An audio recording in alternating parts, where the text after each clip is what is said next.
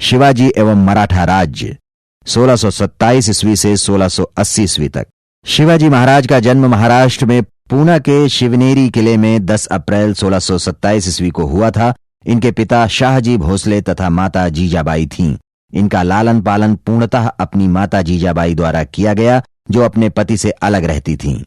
इनके गुरु रामदास तथा शिक्षक दादा कोंडदेव थे। इन्हें 12 वर्ष की आयु में अपने पिता से पूना की जागीर प्राप्त हुई थी। इनके चरित्र निर्माण में मां जीजाबाई की महत्वपूर्ण भूमिका थी। आरंभ से ही शिवाजी का उद्देश्य महाराष्ट्र में मराठों की बिखरी हुई शक्ति को एकत्रित कर एक स्वतंत्र हिंदू राज्य की स्थापना करना था। हिंदू धर्म की रक्षा की भावना शिवाजी में थी, किंतु उनका मुख्य उद्देश्य राजनीतिक था। प्रसिद्ध विद्वान एम.जी. रानाडे ने शिवाजी के जीवन काल को 4 भागों में बांटा है, जो शिवाजी के राजनीतिक उद्देश्यों को स्पष्ट करता है। प्रारंभिक 6 वर्षों में शिवाजी का उद्देश्य आसपास के मराठा सरदारों को एकजुट करना और अपनी रक्षा का प्रबंध करना था। इसके लिए उन्हें बीजापुर राज्य से संघर्ष करना पड़ा। अगले 10 वर्षों में मराठा राज्य की एकता के लिए राष्ट्रीय तत्वों को एकत्र करना तथा सीमाओं का विस्तार करना शिवाजी का उद्देश्य रहा। जीवन के तृतीय काल में 1662 से 72 ईस्वी में उनका उद्देश्य दक्षिण की ओर बढ़ती मुगलों की शक्ति पर अंकुश लगाना था। चतुर्थ काल में शिवाजी का उद्देश्य स्वतंत्र मराठा राज्य को वैधानिक मान्यता दिलाना था। 1643 ईस्वी में शिवाजी ने बीजापुर राज्य से सिंहगढ़ किला जीत लिया। विजयों का क्रम जारी रहा और 1656 ईस्वी तक शिवाजी ने बिना किसी बड़े संघर्ष के महाराष्ट्र और कोंकण प्रदेश के विभिन्न भागों पर अधिकार कर लिया। 1656 ईस्वी में मराठा सरदार चंद्रराव, जो कि बीजापुर के राज्य का समर्थक था, को हटाकर शिवाजी ने जावली पर विजय प्राप्त की। 1657 ईस्वी में पहली बार शिवाजी का मुकाबला मुगलों से हुआ। दक्षिण के मुगल सूबेदार शहजादा औरंगजेब ने बीजापुर राज्य पर आक्रमण किया। बीजापुर ने शिवाजी से सहायता मांगी। शिवाजी ने बीजापुर की सहायता हेतु मुगलों की दक्षिण पश्चिमी सीमा पर हमले किए तथा जुन्नार को जीत लिया। अंततः बीजापुर ने मुगलों से संधि कर ली। मुगल सत्ता के उत्तराधिकार हेतु 2 वर्ष चले युद्धों के कारण मुगल दक्षिण पर ध्यान नहीं दे सके। इस दौरान शिवाजी ने कोंकण पर विजय प्राप्त कर ली। मुगलों की ओर से भयमुक्त हो चुके बीजापुर के सरदार आदिल शाह ने मराठों को समाप्त करने और दक्षिण में एक क्षत्र राज्य कायम करने का स्वप्न देखा। 1659 ईस्वी में अफजल खान नामक सरदार के नेतृत्व में बीजापुर की एक सेना भेजी गई। इसे शिवाजी को खत्म करने का आदेश दिया गया था।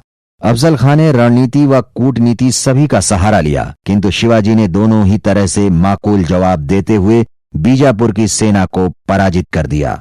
1660 ईस्वी में मुगल सूबेदार शाइस्ता खां को शिवाजी के विरुद्ध भेजा गया। वह पराजित हुआ, उसका अंगूठा शिवाजी ने काट लिया था। 1663 ईस्वी में अपने पिता शाहजी के हस्तक्षेप पर शिवाजी ने बीजापुर राज्य के साथ समझौता कर लिया। दोनों राज्यों ने एक दूसरे की सीमाओं का सम्मान करने तथा मिलकर मुगलों का सामना करने पर सहमत हुए। 1664 में सूरत को भी शिवाजी ने मुगलों से जीत लिया तथा लूटा। 1665 ईस्वी में औरंगजेब ने राजा जय सिंह को शिवाजी के विरुद्ध भेजा। यह मुगलों का समर्थक एवं एक योग्य राजपूत सेनापति था। इसने कूटनीति का सहारा लेकर मराठों के सहयोगियों को अपने साथ मिला लिया।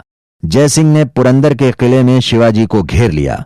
22 जून 1665 ईस्वी में पुरंदर की संधि हुई, जिसके तहत नंबर 1 शिवाजी ने मुगलों का आधिपत्य और अपने पुत्र शंभाजी को 5000 घुड़सवारों सहित मुगलों की सेवा में भेजना स्वीकार कर लिया।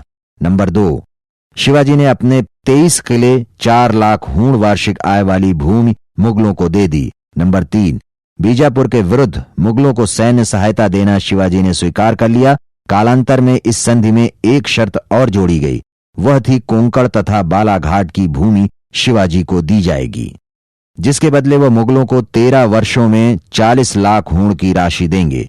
ये दोनों क्षेत्र शिवाजी को स्वयं ही बीजापुर से जीतने थे। पुरंदर की संधि जय सिंह की कूटनीति की भारी सफलता थी।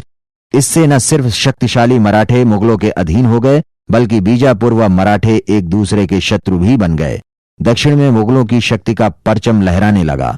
1666 ईस्वी में शिवाजी औरंगजेब से मिलने गए। उन्हें जय सिंह ने जीवन की सुरक्षा का आश्वासन दिया था। दरबार में औरंगजेब द्वारा अपमानित किए जाने पर शिवाजी ने उससे पुनः मिलने से इनकार कर दिया। जिसके कारण उन्हें नजरबंद कर दिया गया। अंततः वो अपने पुत्र संभाजी के साथ एक मिठाई की टोकरे में छिपकर भाग निकले। 1670 ईस्वी में पुनः मराठों व मुगलों में संघर्ष प्रारंभ हो गए। शिवाजी ने पुरंदर की संधि के तहत खोए हुए किले पुनः प्राप्त कर लिए। 1674 ईस्वी में शिवाजी ने पूर्ण रीति रिवाजों से पंडित विश्वेश्वर उर्फ गंगा भट्ट से अपना राज्याभिषेक करवाया। छत्रपति की उपाधि धारण की। उन्होंने रायगढ़ को अपने राज्य की राजधानी बनाया। कर्नाटक विजय 1677-78 में शिवाजी ने पूर्वी कर्नाटक पर आक्रमण किया तथा गोलकुंडा राज्य से संधि की। इस प्रकार तुंगभद्रा से लेकर कावेरी नदी तक का कर्नाटक का भाग मराठों के अधिकार में आ गया। सीधी विजय जंजीरा टापू के अधिपति सीदियों से भी शिवाजी का संघर्ष हुआ। स्वर्णदुर्ग, विजयदुर्ग एवं सिंधुदुर्ग जैसे महत्वपूर्ण समुद्र तटीय किले शिवाजी ने सीदियों से जीत लिए।